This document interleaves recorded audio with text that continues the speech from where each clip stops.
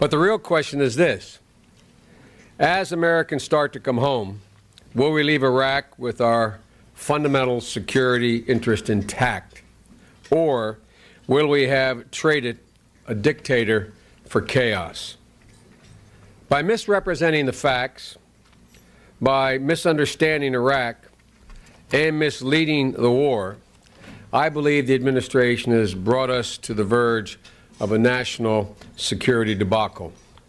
And we also left in the process, if you all remember, it's worth remembering this, huge ammunition dumps unguarded, 800,000 tons. We allowed unchecked looting, created a security vacuum filled by Sunni insurgents, foreign jihadists, and common criminal thugs.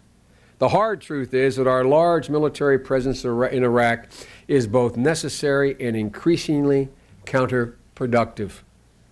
Our presence remains necessary because right now our troops are the only guarantor against chaos. Pulling out prematurely, in my view, would doom any chance of leaving Iraq with our core interest intact. But our large presence is also increasingly part of the problem. Building a real Iraqi capacity to govern and transferring control to Iraqi security forces, we can start the journey home from Iraq with our fundamental interest intact. But if it doesn't, we will start the journey home anyway, but it will be without our fundamental interest intact. But if we fail to implement the plan I've described or something close to it, then Iraq is likely to become a Bush-fulfilling prophecy.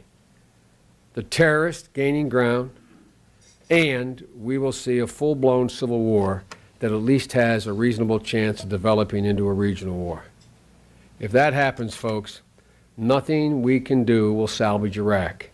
We will be reduced to trying to contain the problem from afar, and those who today are calling for us to leave will prove to have been tragically prescient.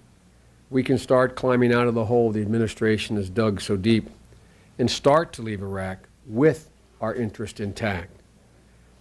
Iraqis of all sects want to live, I believe, in a stable country. A majority of each of the sects wants to live with a stable country. Iraq's neighbors don't want a civil war. It's in none of their immediate interest because they're not quite sure how it would play out as it relates to their interest. And the major powers don't want a terrorist haven in the heart of the Middle East, particularly our European friends.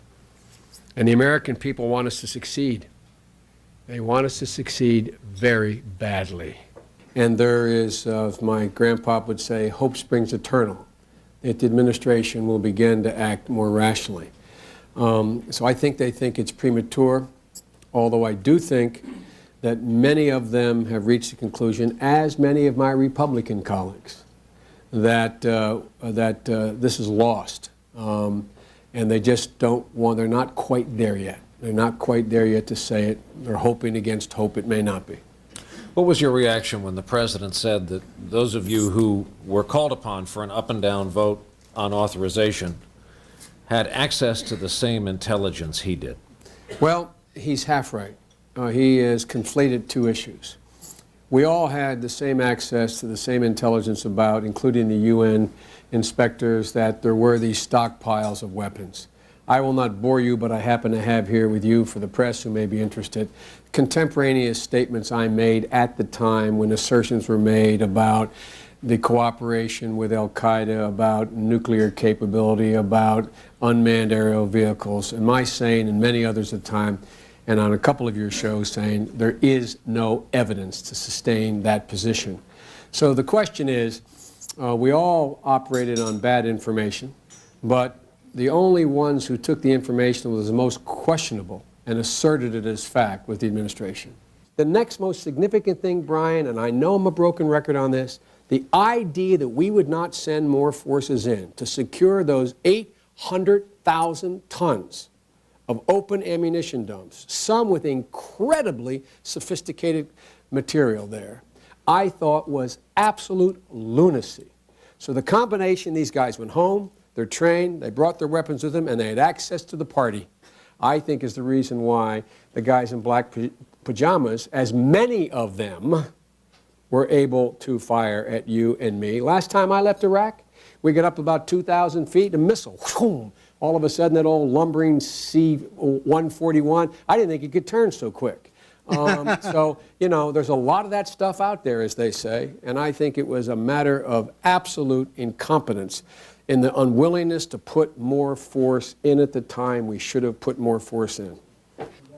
And the other, well, I forget. Well, once the withdrawal starts. So once the withdrawal starts. Now, there's a distinction between withdrawing people from a roof of a, you know, I'm not being facetious. I was there. I was a United States Senator at that point where we were drawing people from the roof of the embassy in Saigon and redeploying troops in an orderly process. I think they're very different things. We have already drawn down as many as 20,000, plussed up another 10, drawn down another 20, based upon events on the ground, upcoming elections, etc. Then I think we have a real shot of leaving Iraq with our fundamental security interest intact. And they're to have a united country, secure with its own borders, not a threat to its neighbors, and not a haven for terror. That's as good as it will get, if it gets that good.